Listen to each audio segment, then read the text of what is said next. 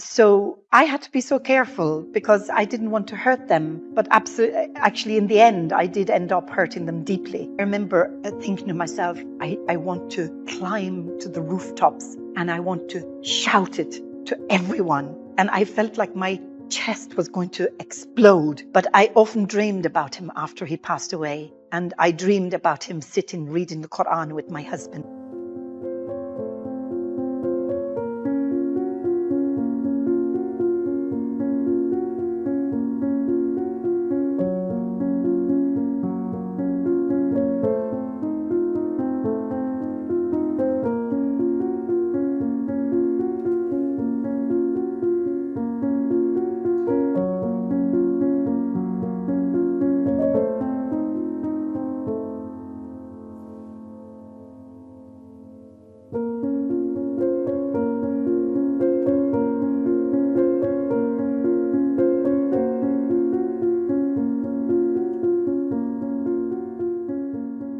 I was a very religiously aware young person, as were all my family, because my parents were quite Christian-oriented, Catholic actually. So we attended church and we, prayed at home together and so on and so forth. But like all families, as we grew up and as we became more boisterous and obstreperous, we refused to enter into religious activity and so on.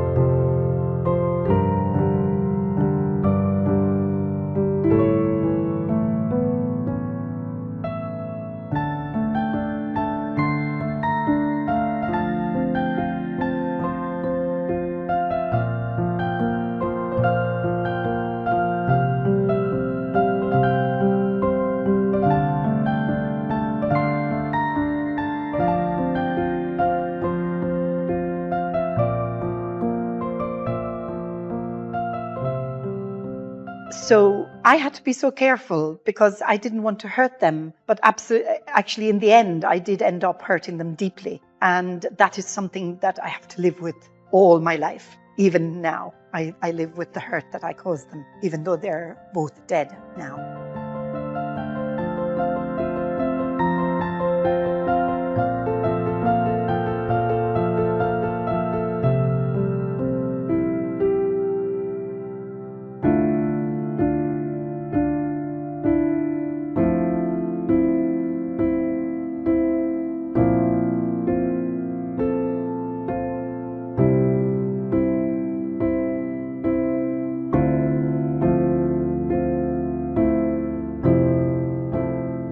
The fact that the person of Christ was regarded as a prophet, Isa alayhi salam, that was the biggest step for me, because now I could understand him, I could learn about him, I could appreciate his mission, his journey, and I didn't have to, constantly argue with myself and cause this trauma within about trying to come to that understanding. So that was the main thing. And then, of course, that God, Allah subhanahu wa ta'ala, was separate from that.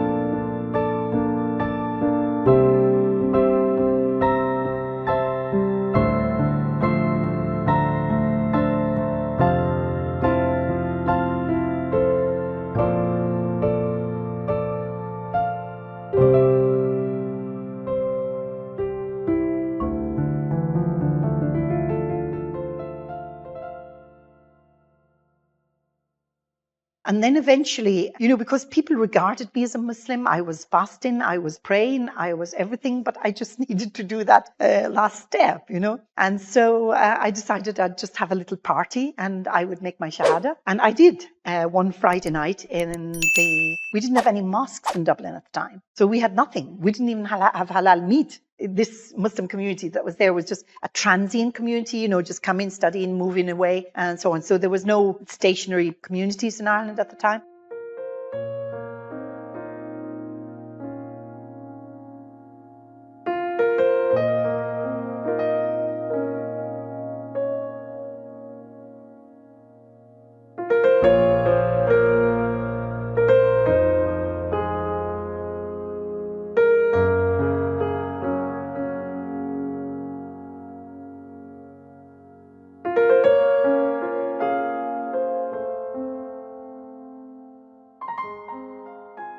I remember thinking to myself, I want to climb to the rooftops and I want to shout it to everyone. And I felt like my chest was going to explode. My heart was going to burst. Now, obviously, I didn't know everything about Islam at the time. I was just starting out on a journey. But I knew enough to know that this is where I wanted to be. And I just wanted to, enjoy it from there on in.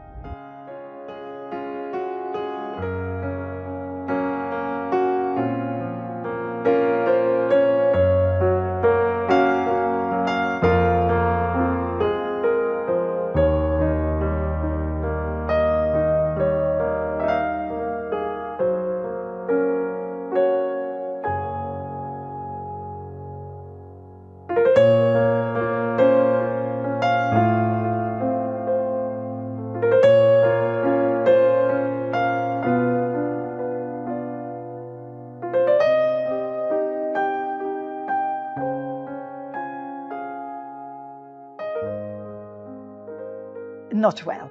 I think it's one of disappointment. It's one of, generally speaking, I mean, there are parents who react differently. And I've worked with converts to Islam long enough to know that my story is not the only story that's out there. I mean, with every convert to Islam, there is a story, a different story. I understood their reaction. There was that sense of loss, almost a sense of bereavement, that the child is lost. A child is dead almost. So, yeah. So, they were absolutely scared.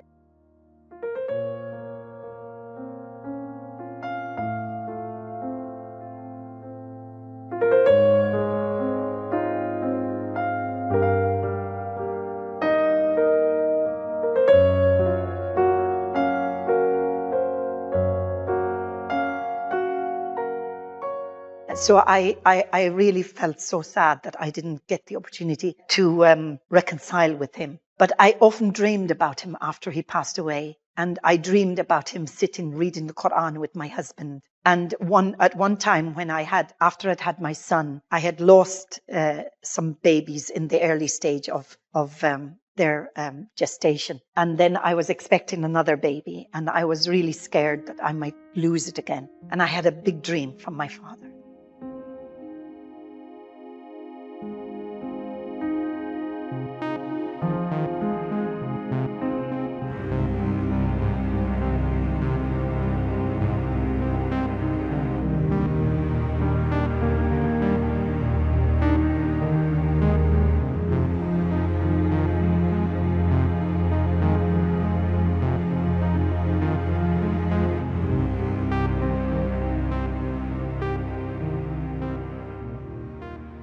It was the first time I went on Hajj or on Umrah. I went on my first Umrah in 1995, and then I went in 97 and 99, and I took converts to Islam with me. And it was like finding home.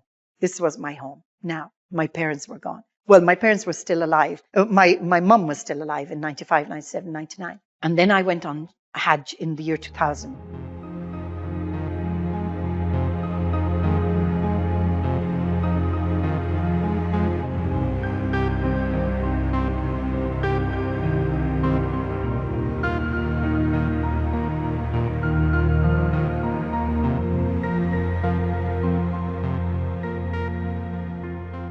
You're missing a trick. You're missing something so amazing.